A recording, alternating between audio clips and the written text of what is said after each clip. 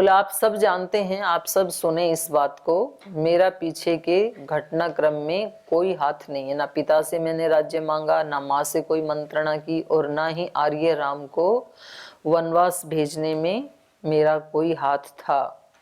यदि तू अवश्यम वस्तव्यम कर्तव्यम च पितुर्वचः, तो यदि फिर भी मेरे पीछे से जो कुछ भी हुआ, पिता ने इनको वनवास दिया और ये पिता के वचन का पालन करना अपना कर्तव्य समझते हैं, तो यदि जरूर ही पिता के वचन का पालन करना कर्तव्य समझा जा रहा है, अवश्य पालन करने योग्य समझा जा रहा है, तो अहम एवं निवत्स्यामि, तो फिर मैं ही रहूंगा जंगल में पिता के वचन का पालन करने के लिए।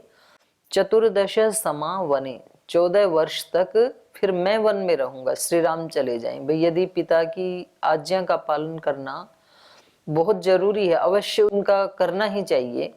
वैसे तो मुझे जरूरी नहीं लग रहा है, क्योंकि पिता ने भेजा श्री राम को, श्री राम आ गए। अब पिता रहे नहीं तो उनके वचन का तो हो गया पालन। अब तो सब गुरुजन भी कह रहे हैं, माताएं भी कह रही हैं, स्वयं जिन्होंने वनवास दिया था वो माता अपने वचन को वापस ले रही हैं, तो श्री राम अब चल सकते हैं, इनको कोई पाप नहीं लगेगा। फिर भी यदि ये आवश्यक समझते हैं तो मैं रहूंगा इनके स्थान पे। धर्मात्मा तस्य तथ्येन भ्रातुर्वाक्येन विस्मितः उवाच रामः संप्रेक्ष्य पौरजानपदं जनम। तो श्री राम बड़े विस्मित हो गए उनकी इस बात को सुनकर के, ऐसे तो सोचा ही नहीं था। तस्य तस्य तथ्येन वाक्येन, ये तथ्य पूर्वक सत्य पूर्वक उनके वाक्यों को सुन करके, क्योंकि ऐसा भी हो सकता है, ऐसा शास्त्र में विधान है, यदि कोई एक व्यक्ति किसी कर्तव्य कर्म को कर रहा है और वो यदि किसी कारण से उसको करने में सक्षम नहीं है, तो वो दूसरे व्यक्ति को उस कार्य में लगा सकता है। तो जैसे अपने नाम से जाप करवाए जाते हैं, पूजा करवाई जाती है, यज्ञ हवन करवाए जाते हैं, तो उसका विधान है, करवा सकता है व्यक्ति ऐसे। तो इसलिए यहाँ पर इनके वाक्यों को तथ्य पूर्वक कहा श्री राम ने। तस्य तथ्येन वाक्येन, उनके इन सत्ययुक्त वाक्यों से, भ्रातुः भाई भरत के इन सत्ययुक्त वाक्यों से, विस्मितः धर्मात्मा, श्री राम बड़े विस्मित हो गए, और उवाच, और धर्मात्मा राम पौरजान पदम संप्रेक्ष्य, जो अयोध्या निवासी थे उनकी तरफ देख करके उन्होंने इसका प्रत्युत्तर दिया भरत जी की बात का। विक्रीतम माहितम कृतम यत्पित्रा जीवता मम न तल्लोपयितुम शक्यम मया वा भरतेन वा। कह रहे हैं पिताजी ने अपने जीवन काल में विक्रीतम आहितम कृतम यत् पित्रा, पिता के द्वारा, जीवता जीवन काल में, मम जीवता यत् पित्रा, मेरे जो पिता हैं उन्होंने अपने जीवन काल में कोई चीज विक्रीतम बेची हो, विक्रय किया हो, या आहितम कहीं से मंगवाई हो, क्रीतम खरीदी गई हो, तो न तल्लोपयितुम शक्यम, उसका लोप नहीं किया जा सकता है, मया वा भरतेन वा, ना भरत उसका लोप कर सकता है ना मैं कर सकता हूं, माने उसका उल्लंघन नहीं किया जा सकता है। चाहे कोई वस्तु उन्होंने कहीं से ली या दी या गिरवी रखी, जो भी किया हो, उस सब को वैसे की वैसे मानना मेरा भी कर्तव्य है और भरत जी का भी कर्तव्य है। हम भाइयों को, माने पिता अपने जीवन काल में मानो किसी से ऋण लेते हैं, तो संतानों का फर्ज क्या है, उस ऋण को चुकाना। और पिता ने किसी को ऋण दिया है अपने जीवन काल में, तो संतानें उसको वापस ले लेती हैं। या उनका कोई ऐसा कार्य अधूरा रह गया, करते करते वो चले गई, तो संतानों का फर्ज है उस कार्य को पूरा करना। तो अच्छी जो संतानें हैं वो अपने पिता के द्वारा जिए गई किसी भी धर्म का लोप नहीं होने देती। वो कहते हैं भाई हमारे पिता ऐसे करते थे, हमारे पिता हर साल इस संस्था को इतना दान देते थे, तो हम इस परंपरा का लोप नहीं होने देंगे। फिर वो बच्चे भी देने लग जाते हैं वहां पर हर साल। हमारे पिता संक्रांति पर ये करते थे, पूर्णिमा में ये करते थे, इसलिए हमने आज भी उस परंपरा को जिंदा रखा है, ऐसे बोलते भी हैं लोग और उसको अच्छा भी माना जाता है। तो श्री राम कह रहे हैं कि भाई जो भी पिता ने कहा था ना, उसका हम किसी भी भाई को लोप करने का अधिकार नहीं है। तो भरत भी उसका लोप नहीं कर सकते हैं, मैं भी नहीं कर सकता हूं। कहना क्या चाह रहे हैं वास्तव में? कहना ये चाह रहे हैं कि जो मेरे को वनवास दिया था उसका वन में रहने का कार्य मैं ही करूंगा, भरत जी नहीं कर सकते हैं। और भरत जी को राज्य दिया था तो वो राज्य का ही देखभाल करेंगे, वो वन में नहीं रह सकते हैं, ये कहना चाह रहे हैं।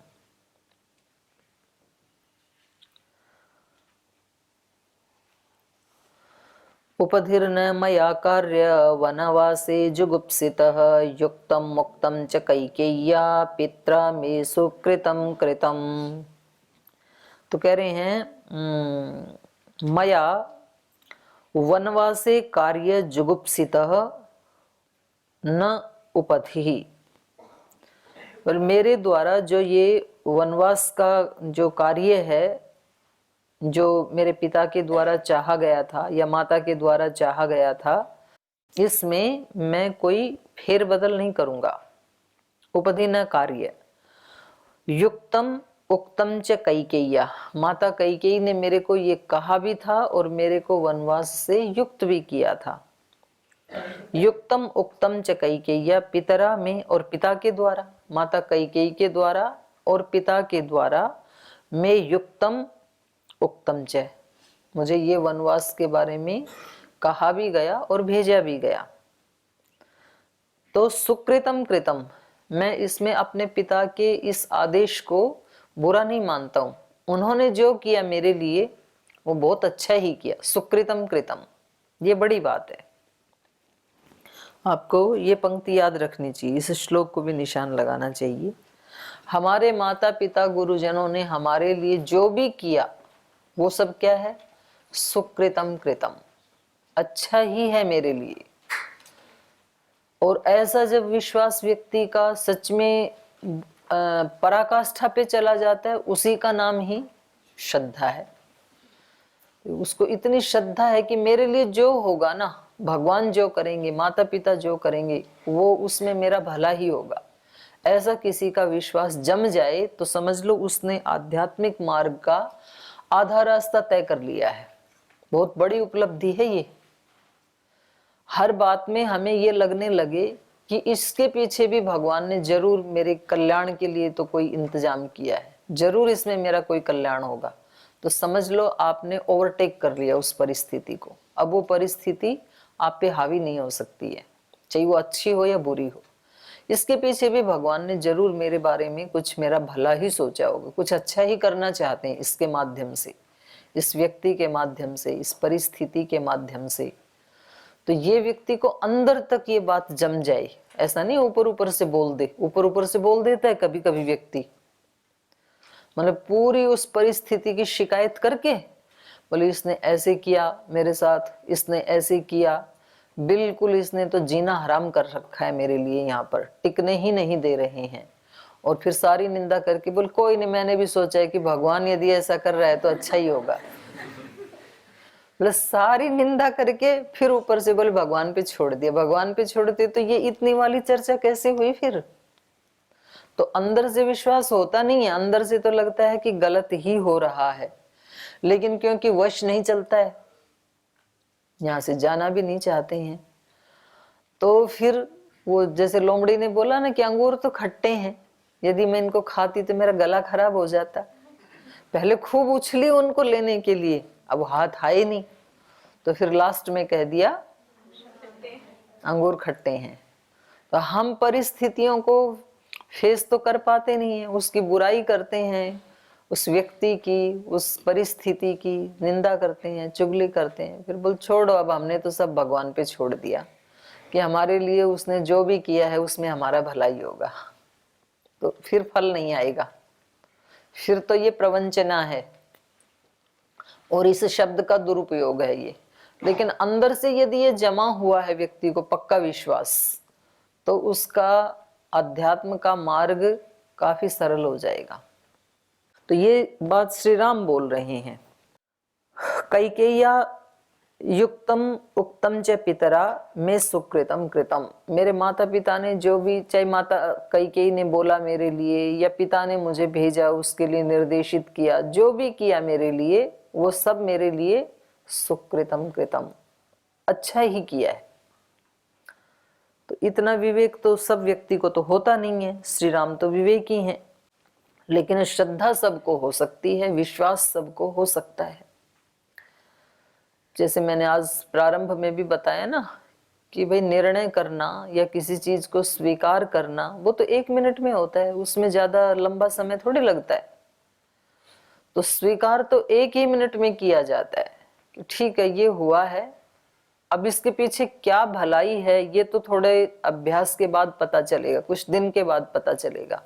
तब व्यक्ति बोलेगा कि उस समय यदि ऐसा नहीं होता तो आज ऐसा नहीं होता। ये तो थोड़ा टाइम लेगा, लेकिन ये विश्वास तो तुरंत किया जा सकता है कि इसके पीछे मुझे समझ आए या ना आए, जो मेरे गुरुओं ने मेरे लिए किया है, मेरे माता पिता ने या ईश्वर ने, जिसके प्रति भी श्रद्धा है व्यक्ति की, तो उसको स्वीकार करने में समय नहीं लगता है, वो तो उसी समय किया जा सकता है। जानामि भरतं क्षान्तं गुरु सत्कारकारिणं सर्वमेवत्र कल्याणं सत्यसंधे महात्मनि। मैं जानता हूँ भरत जी को। भरत जी कैसे हैं? क्षान्तम, बड़े क्षमाशील हैं ये। और गुरु सत्कारकारिणम, गुरुजनों का सत्कार करने वाले हैं। तो ये पिता के वचन का सत्कार कर रहे हैं और मेरा भी सत्कार कर रहे हैं और बड़े क्षमाशील भी हैं ये। सर्वम एव अत्र कल्याणम सत्य संधे महात्मनि। तो मैं ऐसे सोचता हूं कि ये यदि जाकर के राज्य को संभालेंगे, अयोध्या में जाकर के, सर्वम एव अत्र कल्याणम, तो सबका कल्याण ही करेंगे, सबका कल्याण ही होगा, क्योंकि ये बड़े क्षमाशील हैं। किसी ने भी इनके प्रति कोई अहित कर दिया यदि, या पहले किया या अब कर देगा, तो ये क्षमा कर देंगे उसको, बड़े क्षमाशील हैं। और गुरु सत्कारकारिणम, गुरुजनों की आज्ञा का सत्कार करने वाले हैं। सर्वम एव अत्र कल्याणम सत्य संधे, सत्य संधे माने सत्य व्रतधारी जो श्री भरत जी हैं महात्मनि, इन महात्मा के वहां रहने से सर्वम एव अत्र कल्याणम, कल्याण ही होगा, ये राजा बनेंगे तो। अनेन धर्मशीलेन वनात् प्रत्यागतः पुनः भ्रात्रा सह भविष्यामि पृथिव्या पतिरुत्तमः। और क्योंकि भरत को ज्यादा ही शोक ना लग जाए, तो इसलिए थोड़ा सा उसको आश्वासन भी दे दिया कि भाई 14 वर्ष के बाद मैं आऊंगा और मैं तेरे साथ ही राज्य का पालन करूंगा, राजा होना स्वीकार करूंगा। अनेन धर्मशीलेन वनात् प्रत्यागतः पुनः।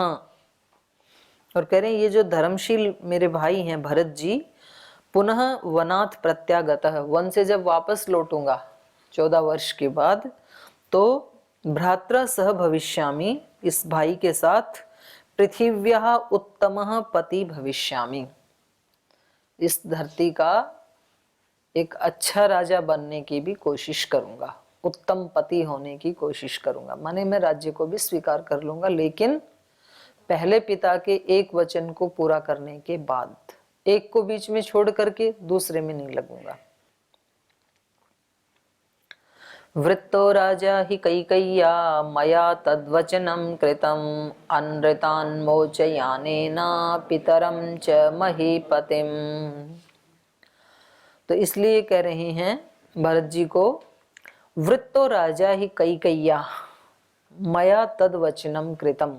बोले देखो, जो राजा का वृत्त था, जो उनकी वृत्ति थी, जो उनका आदेश था, राजा वृत्तो ही कैकेय्या, और कैकेयी ने भी इस बात को उसमें उनको प्रेरित किया था, क्योंकि कैकेयी ने वचन मांगे थे ना 2, तो उनका जो 2 वचन थे, एक था राम का वनवास, वो तो मया तद्वचनम कृतम, उसको तो मैंने पूरा कर दिया। उनका दूसरा वचन क्या था? भरत का राज्याभिषेक, उस वचन को आप पूरा करो। एक वचन मेरे लिए था, एक आपके लिए था।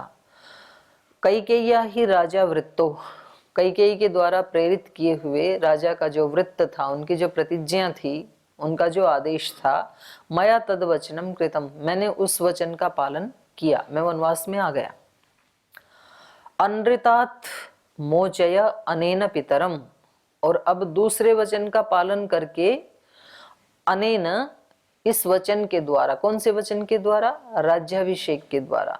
अनेन महीपतिम पितरम च अनृतात् मोचय, आप अब राज्याभिषेक करवा करके जो दूसरा वचन अभी पिता का बचा है उसका पालन करके पिता को अनृत से छुड़ाओ, उनके वचन असत्य ना हो, वो असत्यवादी ना हो। तो अब पिता को झूठ से छुड़ाने के लिए दूसरे वचन का पालन आपको करना चाहिए। तो आप अयोध्या में जाइए, राज्याभिषेक करवाइए और मैं वन में रहूंगा। तो ये हमने 78वें सर्ग में पढ़ा। अब भरत जी का बिल्कुल ये हो गया निर्णय कि श्री राम वापस आएंगे नहीं। तो अब इससे आगे वो क्या कहते हैं वो इस सर्ग में हम पढ़ते हैं। विस्मितः संगमं प्रेक्ष्य समावेता महर्षयः, तौ भ्रातरो महात्मानौ काकुत्स्थो प्रशंसिरे, सधन्यो यस्य पुत्रौ द्वौ धर्मज्ञौ धर्मविक्रमौ, श्रुत्वा वयं हि सम्भाषम् उभयो स्पृहयामहे। ततस्तु ऋषिगणाः क्षिप्रं दशग्रीव वधैषिणा, भरतं राजशार्दूलं मित्युचुः संगता वचः। कुले जात महाप्राज्ञ महावृत्त महायशः, ग्राह्यं रामस्य वाक्यं पितरं यद्यवेक्षसे। विस्मितः संगमम प्रेक्ष्य समवेता महर्षयः, जो वहाँ पर महर्षिगण खड़े हुए थे, वहाँ पर वामदेव जी भी हैं, वहाँ पर जाबाली ऋषि भी हैं, वहाँ पर वशिष्ठ महर्षि भी हैं। तो ये सब जो ऋषि हैं, समवेता महर्षयः, एकत्रित हुए जो महर्षिगण हैं, वो संगमम प्रेक्ष्य विस्मिताः, इन दोनों भाइयों का संगम देख करके, इनकी मुलाकात देख करके, इनका मिलन देख करके बड़े विस्मित हुए कि कभी ऐसा भी हो सकता है धरती के ऊपर। ऐसा तो स्वर्ग में भी नहीं होता है। स्वर्ग में भी सब देवता इंद्र का पद प्राप्त करने के लिए लालायित रहते हैं। पद ऐसी चीज है जो रिश्तों को भुला देती है। जब कोई पद मिलना होता है तो कितना भी अच्छा मित्र हो, हम देखते हैं संगठन में कभी कभी कोई व्यक्ति कहता है, बोल जी ये बहन ना मेरे साथ बहुत अच्छे से सेवा करती है और उसकी बहुत प्रशंसा करती है वो बहन, और उसको हमने पहले पद दे रखा था, जो प्रशंसा कर रही है उसको राज्य प्रभारी बना रखा था या राज्य कार्यकारिणी का सदस्य। तो वो इतनी प्रशंसा करती है, फिर हम कहते हैं अच्छा आप इतनी प्रशंसा कर रहे हो तो 2 जिले इसको भी दे देते हैं। बोल ठीक है जी, वो आपकी मर्जी। मतलब देते उसको शौक लगता है, फिर कुछ बोलती नहीं है। फिर 2-3-4 घंटे के बाद आकर के बोल जी एक बात करनी थी आपसे। तो मैंने कहा बताओ। बोल जी इसकी तो ना बहुत शिकायतें हैं। 3 ही घंटे में शिकायतें आ गई क्या? इसने उस समय ये किया, उसने ऐसे कहा इसके बारे में, ये कभी जाती नहीं है, घर से निकलती नहीं है। मेरे को आश्चर्य होता है कि इसी वाणी से तो आप इतनी प्रशंसा कर रहे थे 3 घंटे पहले, और अभी 3 घंटे के बाद उसमें सारे दोष आ गए।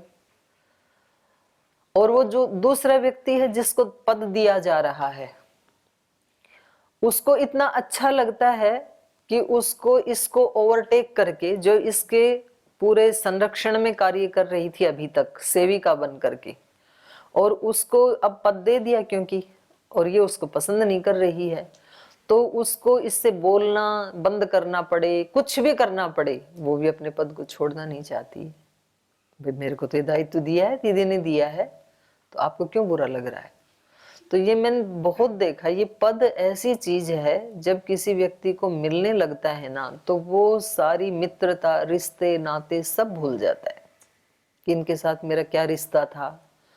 और कभी कभी ऐसे भी होता है कि जिसको दायित्व दिया है वो पहले वाले को कुछ गांठता ही नहीं है, फिर एरोगेंट भी हो जाता है। जो अब तक इसके संरक्षण में सेवा कर रहा था वो अब इसको बोले ये किस खेत की मूली है, प्रभारी तो मैं हूं। ऐसा है ये पद का नशा। तो यहाँ पर महर्षि भी इस संगम को देख करके विस्मित हो रहे हैं कि इतना बड़ा राज्य है, कोई छोटा मोटा एक दो गांव का राज्य थोड़ा ही है। चक्रवर्ती सम्राट थे महाराजा दशरथ, पूरे भारतवर्ष के ऊपर एक व्यक्ति का राज्य था। तो ये बड़ा आश्चर्य कर रहे हैं कि क्या संस्कार मिले हैं इन भाइयों को। तौ भ्रातरो महात्मानौ काकुत्स्थौ प्रशंसिरे, बड़ी प्रशंसा करने लगे कि भाई धन्य है आप, तो ये कुल बड़ा धन्य है जो इतने बड़े राज्य को गौण समझ रहे हैं और परिवार के संबंधों को ऊपर रख रहे हैं, उनको मुख्य समझ रहे हैं। संपत्ति और संबंध में जब तुलना होने लगे तो अच्छे लोग किसको ऊपर रखते हैं, संबंधों को, और बुरे लोग किसको रखते हैं, संपत्ति को। सगे भाइयों में भी जब बात आ जाए संपत्ति को लेकर के तो जो श्रेष्ठ नहीं है वो तो झगड़ा कर लेंगे, सगे भाई भी संपत्ति को ऊपर रखते हैं कि इतना हमें मिलना चाहिए। और जो अच्छे भाई हैं जिनको अच्छे संस्कार मिले हैं वो क्या करेंगे कि भाई कोई बात नहीं, थोड़ी बहुत संपत्ति बड़े के पास चली गई या छोटे के पास चली गई तो वो कोई रिएक्ट नहीं करते हैं कि हमारे संबंध खराब नहीं होने चाहिए, बात 5-7 लाख रुपए की कुछ भी नहीं है।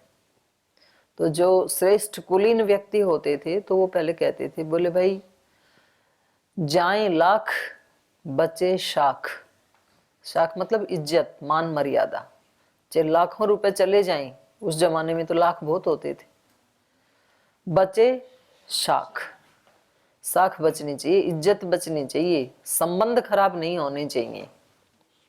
तो यहाँ पर दोनों भाई उस अपने संबंध को ऊपर रख रहे हैं कि हमारा जो दो भाइयों का संबंध है, संपत्ति उसका बराबरी कभी नहीं कर सकती, उसका मुकाबला कभी नहीं कर सकती संपत्ति, तो उसको गौण रखा है। संपत्ति भी हाथ जोड़े खड़ी होगी वहां पर कि दोनों में से कोई तो संभालो मुझे। तो ऋषि कह रहे हैं, सधन्यो यस्य पुत्रौ द्वौ धर्मज्ञौ धर्म विक्रमौ श्रुत्वा वयम हि संभाषम उभयो स्पृहयामहे।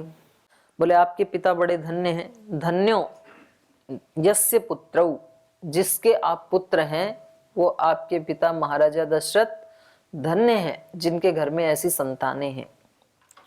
द्वौ धर्मज्ञौ धर्म विक्रमौ, धर्म में पराक्रम दिखाने वाले, माने इतने ज्यादा धुरंधर, धर्म धुरंधर, जिन जो धर्मज्ञ पुत्र हैं, धर्म के मर्म को जानने वाले, ऐसे पुत्र जिसके घर में पैदा हुए वो पिता धन्य है।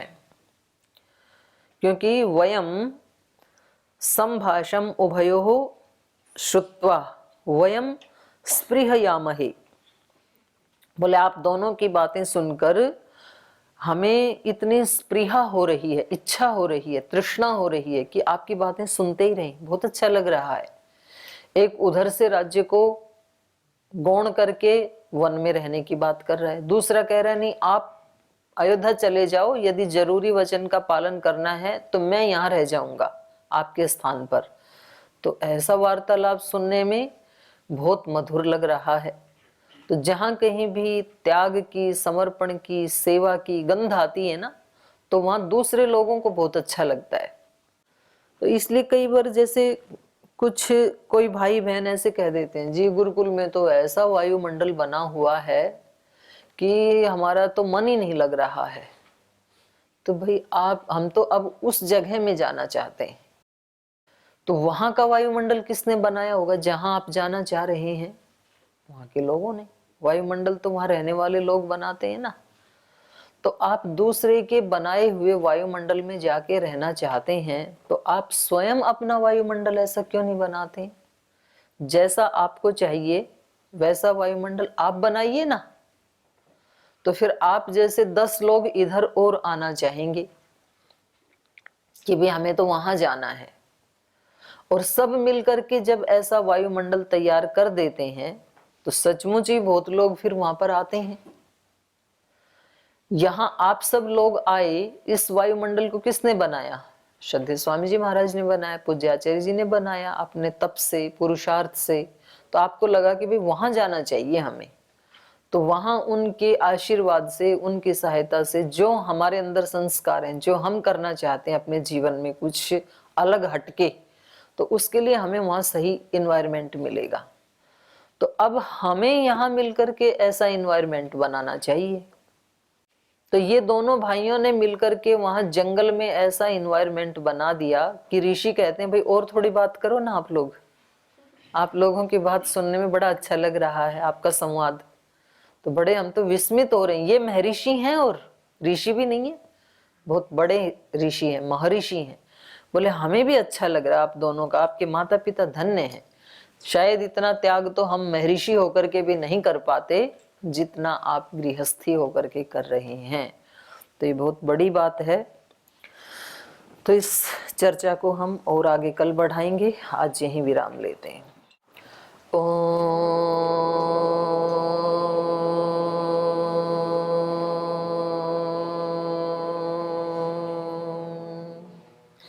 शांति शांति शांति।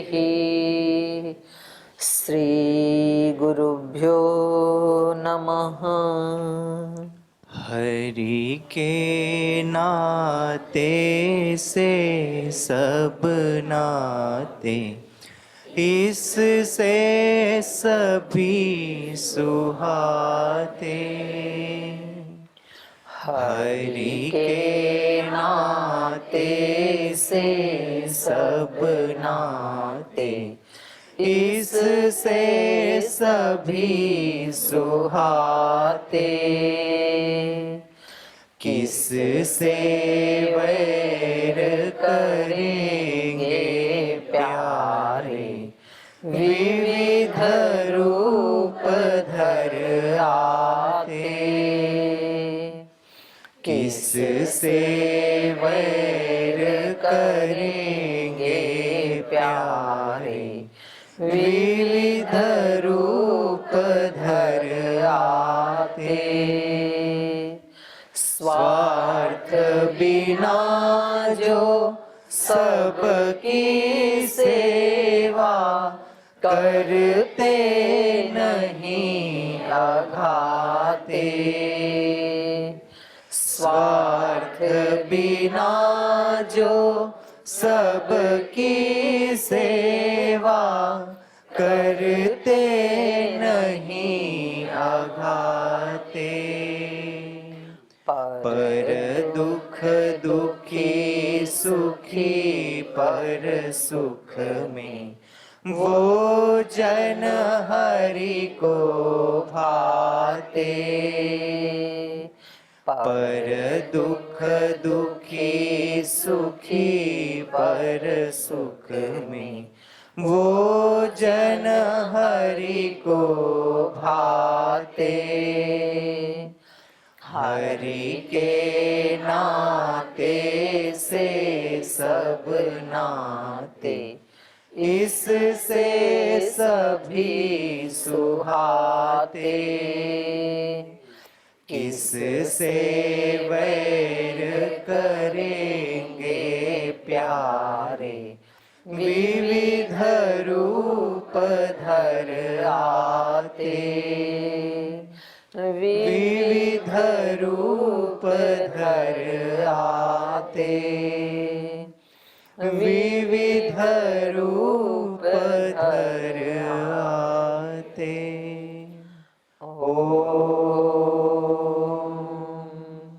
श्री गुरुभ्यो नमः।